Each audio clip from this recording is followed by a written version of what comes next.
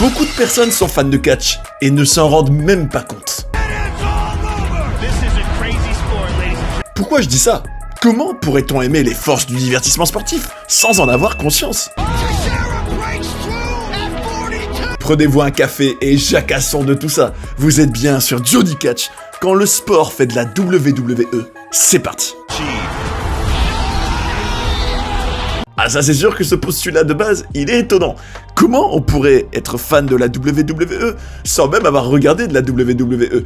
Comment on pourrait apprécier certains éléments qui a priori peuvent être liés au catch sans du tout connaître le catch? Je vais vous dire pourquoi. En fait, toute l'idée, ça part de remarques que je m'étais faites en voyant comment dans le sport, donc des disciplines autres que le catch, on retrouvait plein d'éléments qui en quelque sorte recyclaient, mais de manière inédite et rafraîchissante, des choses qu'on voit depuis des années dans le catch. Et oui, et je vous propose de rentrer dans le vif du sujet avec de l'UFC.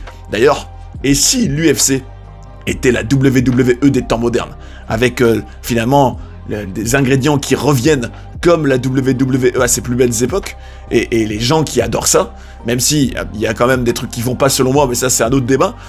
J'en prends pour preuve, vous savez, ce qui a été le pay-per-view le plus vendu de l'histoire de l'UFC. Et je trouve que c'est une illustration, mais idoine, de l'UFC qui fait de la WWE. C'est tout simplement Conor McGregor contre Khabib Nurmagomedov. Alors pour ceux qui auraient jamais entendu parler, c'est très simple.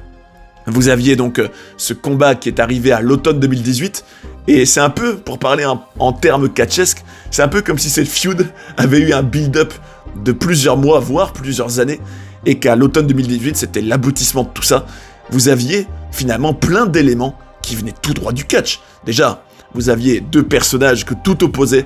Vous aviez d'un côté l'occidental, un peu alcoolique, un peu décadent, qui était vraiment dans l'exubérance et dans l'arrogance, face à de l'autre, quelqu'un qui représenterait peut-être plus le monde oriental. Bon après, c'est vrai que factuellement c'était un Irlandais contre un Russe, mais on va dire que même en termes de philosophie, ils étaient vraiment les deux extrêmes.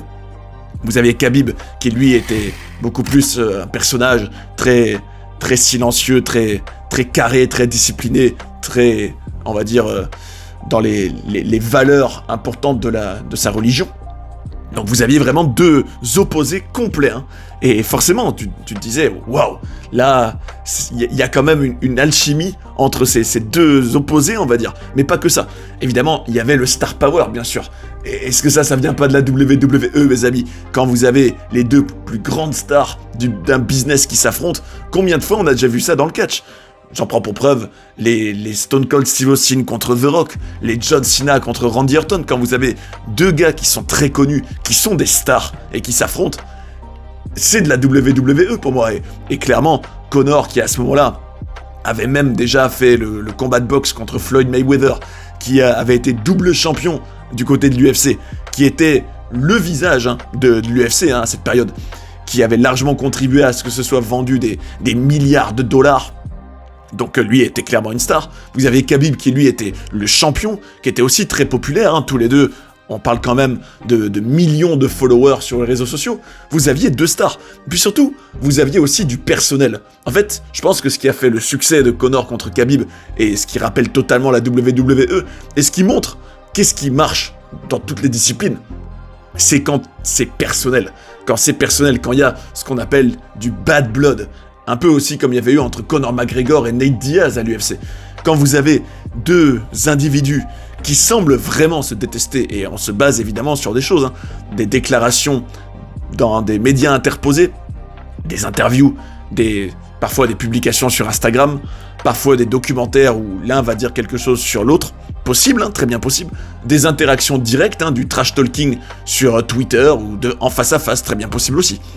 Et vous dites, en voyant tout ça, waouh, j'ai l'impression de voir deux types qui se détestent vraiment, j'ai envie de les voir combattre. Et c'est toute la différence, mes amis, tenez-vous bien, entre un combat ou un match de catch, sans rien de personnel, et un où il y en aurait au contraire. C'est qu'il y en a un, tu te dis, waouh, je veux voir qui va gagner, je sais qu'ils se détestent, je veux voir qui aura le dernier mot dans cette situation. C'est vrai, d'ailleurs, dans Conor Khabib, vous aviez un peu comme un développement qui ressemblait à des segments WWE. Comme segment digne de la WWE, on pourrait par exemple dire le moment où, après avoir été victime de certaines critiques par cet individu, Khabib était allé un peu remonter les bretelles à Artem Lobov, qui est un des meilleurs amis et un sparring partner de Conor McGregor, un collègue. Et donc il l'avait un peu, on va dire, intimidé et mis au pli. Et à partir de là, on avait le segment suivant où Conor McGregor est arrivé avec littéralement un diable, vous savez, un diable pour porter les affaires, hein, et l'avait balancé sur la vitre du bus dans lequel était Khabib un pay-per-view suivant. Donc ça, c'était encore un segment. On pourrait dire que le segment suivant, c'était quand Conor avait donc eu des soucis avec la justice et plein de problèmes à cause de cet acte-là, des amendes, tout ça. C'était clairement des segments qui alimentaient la rivalité. Vous aviez bien sûr la conférence de presse avec les deux hommes où c'était du trash talking à gogo. D'ailleurs, c'était la conférence de presse la plus froide et la plus choquante limite de l'histoire de l'UFC, hein, tellement ça allait loin dans le personnel et Conor qui manquait de respect à tout. Vous aviez évidemment la pesée, hein, qui est encore un autre segment où ils se confrontent en face à face, et après vous avez le match. Et tout ça a été étalé sur plusieurs mois, et je me dis, c'est exactement comme une rivalité qui est racontée sur toute une période du temps. Et surtout, l'ingrédient, et je peux dire la même chose pour Jon Jones contre Daniel Cormier, hein, si vous connaissez cette rivalité, vous savez sûrement que Jones était celui qui avait mis fin un peu à la streak de Daniel Cormier, que les deux gars étaient au sommet de leur division, hein, à une période, étaient les deux plus forts, mais que Cormier ne supportait pas Jones parce que, déjà parce que c'était le gars qui avait mis fin à son invincibilité, mais surtout parce qu'il trouvait que c'était un gars arrogant, qui était en gros un heel un peu, un heel de la vraie vie, et surtout il lui reprochait évidemment des déboires que Jones a eu en dehors du ring, hein, des incidents dans lesquels il a été impliqué, avec notamment un délit de fuite une fois parce qu'il avait fait des bêtises en voiture, enfin bref, il y avait vraiment de la vraie vie qui alimentait une haine entre les deux, et puis Jones qui prenait Cormier de haut, hein. Enfin bon, après, chacun supporte qui il voulait, le fait est qu'il y avait une haine légitime à laquelle on croyait à fond, et c'est là que je me dis, n'empêche, quand tu regardes le sport, hein, et notamment la l'UFC, et que tu compares à la WWE, tu te dis que finalement, dans les deux cas, hein, aussi bien dans le catch qu'à l'UFC, ce qui cartonne le plus, ce qui marque le plus les gens, et ce qui fait le plus, on va dire, de réactions, et ce qui crée le plus d'engouement, c'est quand on se dit que la haine entre les deux combattants, ou les deux athlètes, est réelle, et qu'on croit vraiment qu'ils se détestent. La preuve, hein, rappelez-vous, même d'ailleurs à WrestleMania 41, quand on avait Roman Reigns contre CM Punk, contre Seth Rollins, alors ça c'est pour prendre des exemples des années 2020, mais vous aviez vraiment cette idée, oui, là on a des mecs qui se détestent, et toute la hype venait de là. C'était qu'on se disait, ouais, par exemple, Rollins et Punk, je me dis, waouh, eux, j'ai vraiment l'impression qu'ils peuvent pas se voir dans la vraie vie. Et c'est pareil à l'UFC. Et je me dis, finalement, quand l'UFC cartonne avec un Conor Khabib, je me dis, c'est un peu comme si les gens qui avaient adoré ça avaient aimé plein d'ingrédients sans même s'en rendre compte, qui sont vraiment propres au catch et propres au monde du combat d'ailleurs, hein, parce que les combats qui ont eu le plus de succès, c'est souvent ceux qui ont été vendus avec plein de rivalités, plein de haine, de trash talking, et ça me permet d'enchaîner sur la boxe qui a fait pareil. Regardez la boxe, vous savez le combat qui avait fait pas mal de bruit il y a quelques années, Tyson Fury contre Deontay Wilder, ou même encore plus ancien, hein, Mohamed Ali contre Joe Frazier. Dans les deux cas, vous aviez deux types qui faisaient du trash talking à gogo, et d'ailleurs, même à l'UFC, beaucoup, bon parfois sans succès, hein, tentent de promouvoir leur combat en faisant du trash talking à gogo, parce qu'ils sont pas bêtes. Ils se disent, c'est ça qui fait vendre les combats. C'est quand tu vas te mettre à critiquer ou à provoquer l'adversaire pour que les gens ils aient envie de voir le combat, pour savoir, oui, lui j'ai envie qu'il lui ferme son bec et qu'il le démonte, vu ce qu'il lui a dit, ou l'inverse, hein. Choisir un camp, en gros. Susciter du soutien et de l'adhésion derrière un des deux combattants. C'est ça qui fait le succès, aussi bien boxe, UFC, des matchs qui font le plus de bruit dans le monde, hein. C'est vrai. Et d'ailleurs, ça me fait une transition encore une fois vers le foot. Et oui, évidemment que dans le foot, il y a aussi des ingrédients du catch, et je vais me baser sur une feud bien précise, et surtout d'une époque bien précise, et si vous l'avez vécu, je vous félicite, je vous fais un check et je vous dis, Ça vous a marqué, non? C'est forcément celle entre le Real Madrid et le FC Barcelone dans le foot, et plus précisément vers 2011, où c'était encore plus la feud entre l'entraîneur José Mourinho et l'entraîneur Pep Guardiola. Pouvez-vous seulement imaginer qu'on y avait peut-être l'incarnation, mais parfaite, de heel contre des face, mais hors catch. Alors qu'est-ce que ça veut dire pour ceux qui ne connaîtraient pas? Heel c'est le méchant, face c'est le gentil. On avait clairement un film, un match, une rivalité de catch qui se déroulait sous nos yeux, avec le Real Madrid et Mourinho qui avaient clairement choisi le rôle des heels. Alors ça veut pas dire qu'il faut pas être pour eux, hein. J'ai juste que, on va dire qu'ils étaient quand même pas mal présentés comme les heels, surtout par les médias. Et donc les diffuseurs et compagnie, et vous aviez le Barça de Guardiola qui était un peu les babyface, enfin en tout cas aux yeux des médias une fois de plus, hein. Après ça veut pas dire que tout fallait absolument aimer le Barça ou quoi, hein. Et vous aviez donc un clash heel-face, mais comme jamais dans le foot, hein.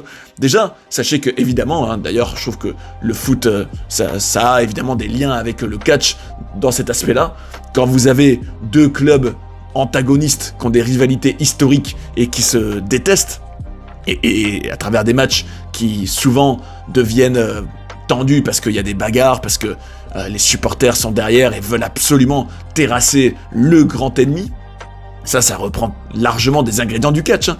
Mais là, plus précisément, c'est Real Barça là, sachez que il y avait par exemple, vous aviez Pepe, un défenseur du Real Madrid qui avait foutu un coup de pied à Messi. Enfin, en gros, vous aviez largement des provocations, des bagarres, des gestes d'humeur, des cartons rouges. José Mourinho qui en conférence de presse et dans ses déclarations, disait que oui, le Barça, ils trichent, ils sont favorisés parce qu'ils ont l'UNICEF avec eux. Vous savez, l'association.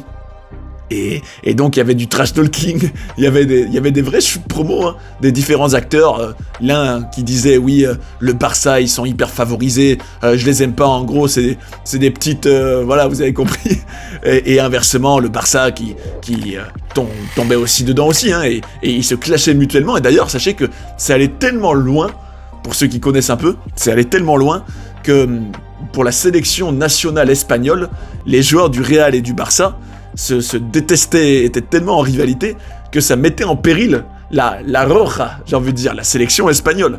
Donc c'est vous dire à quel point on était dans du réel et à quel point on était dans de la rivalité, mais totalement catchesque, hein. C'était ouf. D'ailleurs, on peut même aller plus loin et se dire qu'il y a même eu des brawls dignes de la WWE, parce que sachez qu'il y avait eu par exemple une fois où il y avait un peu comme une bagarre générale, et vous aviez par exemple José Mourinho qui avait mis un doigt dans l'œil à l'assistant de Guardiola, Tito Villanova, et ça je me dis, mais c'est typiquement, alors évidemment en moins violent, hein, mais c'est typiquement ce genre de scène qu'on voit à la WWE, hein, quand vous avez comme ça tout un roster de catcheurs qui se bat et qui se dispute, c'est exactement pareil, et je trouve ça génial, et je me dis, je pense que ce qui faisait vraiment le succès et toute la visibilité, en plus de la rivalité déjà de base, hein, entre le Real et le Barça, mais plus précisément de ceux du printemps 2011 entre Mourinho et Guardiola, c'est parce qu'on y avait vraiment des ingrédients tels quels du catch. Et pour alimenter un peu tout ça, je dirais que parfois, il y a des sports aussi qui reprennent des éléments du catch, sans pour autant aller dans le côté hyper personnel, trash talking, haine, mais simplement le fait d'avoir deux sportifs, deux athlètes à leur meilleur niveau en même temps, et parfois avec une opposition de style très marquante, hein, tout comme dans le catch on aurait deux personnages qui ont rien à voir. Vous pourriez avoir par exemple un gars qui est plus un bodybuilder, enfin, un gars qui est plus un powerhouse comme on les appelle dans le catch, qui est très musclé et très fort et puissant, et dont les prises seraient plus basées sur de la destruction, on va dire de la domination physique, contre un par exemple qui serait plus dans un style aérien, virevoltant, peut-être plus petit, plus souple. Et ça, on a eu ça plein de fois dans le catch, hein. C'est vrai. Et d'ailleurs, je peux même aller jusqu'à dire que dans d'autres sports, tu retrouves aussi cette situation parfois de David contre Goliath, quand t'as peut-être un petit Rey Mysterio qui affronte un grand Great Khali. N'est-ce pas exactement la même chose que quand un tout petit club, je sais pas moi, Carquefou, affronte l'Olympique de Marseille par exemple? Est-ce que c'est pas finalement, encore une fois, bon, le catch et plus globalement dans l'histoire du sport, ces situations-là qui sont communes à toutes ces disciplines.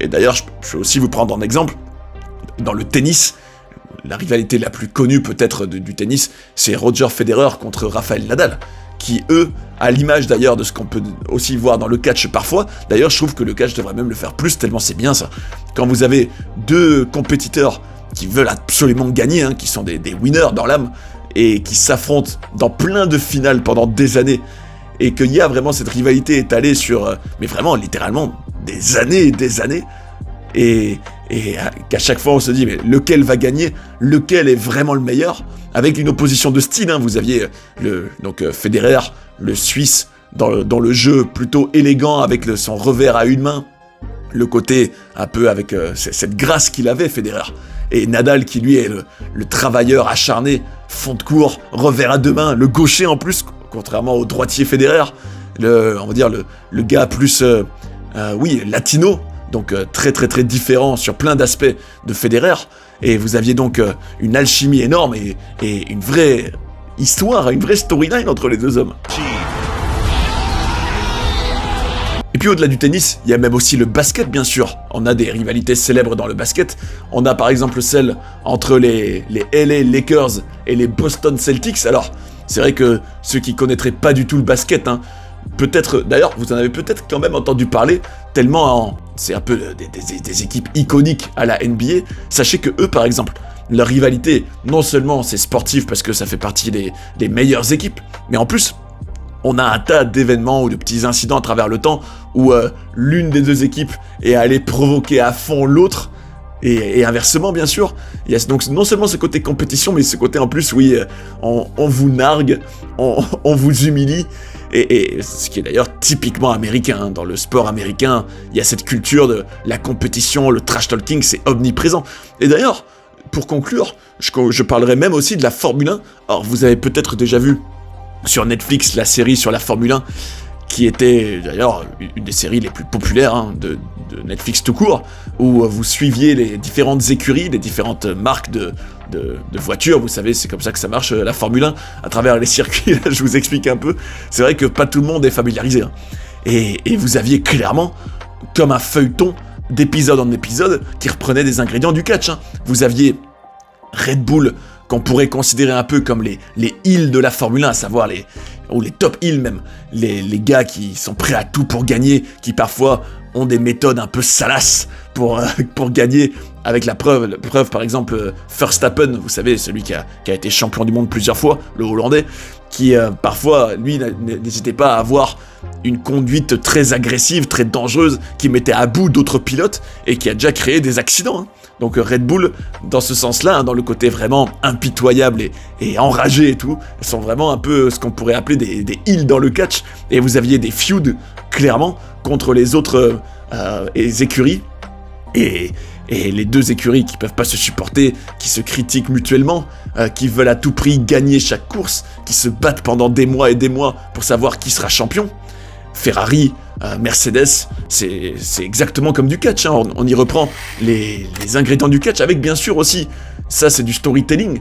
Par exemple, quand une écurie va vouloir mettre en avant un gros nom et va vouloir susciter peut-être du soutien populaire derrière ce pilote, va falloir le faire aimer. Et n'est-ce pas exactement comme à la WWE, quand on cherche à construire un babyface? C'est-à-dire que on fait par exemple un documentaire sur lui, on fait des interviews avec lui où il parle de sa vie, où il parle de sa passion, où il parle de son parcours, on apprend à mieux le connaître, on s'attache à lui. Il fait des interviews, on le voit sur les réseaux sociaux aussi.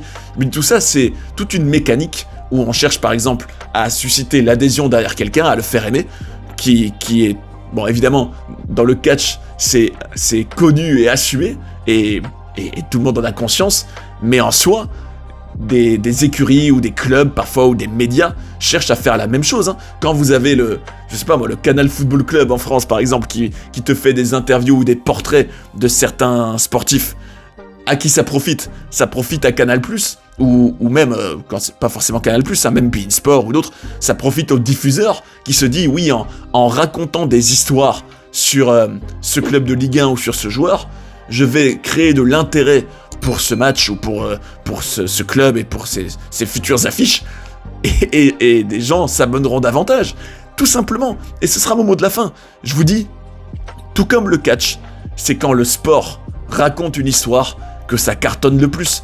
Et c'est en tentant de faire du storytelling qu'on crée le plus d'engouement autour d'une affiche, autour d'un athlète. Et le catch fait exactement pareil depuis des années. C'est juste que le catch le fait ouvertement et tout le monde le sait. Mais les autres sports, peut-être qu'on s'en rend moins compte, mais les ingrédients sont là. D'ailleurs, ce serait méga intéressant un jour d'aller voir, par exemple, des responsables vous savez, de contenu ou qui font la ligne éditoriale de certains médias qui diffusent du sport, et de voir avec eux, oui, donc là, oui, vous avez fait ce reportage-là ou ce portrait-là, vous avez voulu le mettre en avant, mais pourquoi ? Parce que c'est pour faire vendre, pour faire briller le produit, pour le rendre attractif, évidemment. Et j'ai envie de vous dire, c'est un peu comme dans le sport où vous avez parfois un club qui est en quête de quelque chose. J'ai envie de vous dire, le Paris Saint-Germain, qui pendant des années a eu cette quête de gagner la Ligue des Champions. N'est-ce pas comme un Cody Rhodes qui veut finir son histoire ? N'est-ce pas la même chose ? N'est-ce pas ça qui a suscité énormément, peut-être... alors, parfois certains détestent, parfois certains supportent, hein, évidemment. Mais n'est-ce pas ça qui a fait que plein de médias et plein de personnes dans le monde ont suivi le PSG pendant des années, dans l'espoir de les voir triompher et atteindre leurs grands rêves. Il y a eu des échecs en cours de route qui n'ont fait qu'alimenter la quête et la rendre encore plus intéressante. Ou alors, des situations où vous aviez des sportifs ou des clubs qui devaient prendre une revanche parce qu'ils avaient perdu un match important ou parce qu'ils s'étaient fait humilier. N'est-ce pas aussi ce qu'on a vu plein de fois dans le catch ? Enfin bref, mes amis, vous l'aurez compris. Le sport fait beaucoup de WWE. Les gens adorent suivre ça. Et j'ai envie de vous dire, s'ils aiment ça, alors ils doivent regarder la WWE aussi, parce que ça reprend les mêmes ingrédients. Et surtout, c'est beaucoup de sports qui empruntent au catch. Enfin bref, je vous invite à me dire en commentaire, tiens, est-ce qu'il y a une rivalité ou une storyline hors catch que vous avez déjà vu et qui vous a passionné, qui selon vous, reprend vraiment des mêmes éléments que le catch ? Est-ce qu'il y en a qui vous ont vraiment beaucoup marqué ? Partagez ça, franchement, je lirai ça avec très grand intérêt, c'est passionnant. Et j'en profite pour vous dire merci pour votre contribution, bien évidemment, vos likes, vos commentaires, ça m'aide et je me régale en plus à les lire, donc n'hésitez pas. Et espérons que le sport continue à reprendre des éléments de la WWE et que la WWE s'appuie sur ces éléments qui font le plus cartonner, parce qu'en tant que fan, on se régale. D'ailleurs, si vous avez envie de découvrir des documentaires sur des personnages incroyables ou d'apprendre plein de coulisses et de controverses de la WWE, j'ai tout ce qu'il vous faut ici. J'espère que vous avez passé un bon moment devant cette vidéo et je vous invite à rester sur Johnny Catch pour en voir d'autres. A tout de suite. And that's the bottom line, 'cause Stone Cold said so.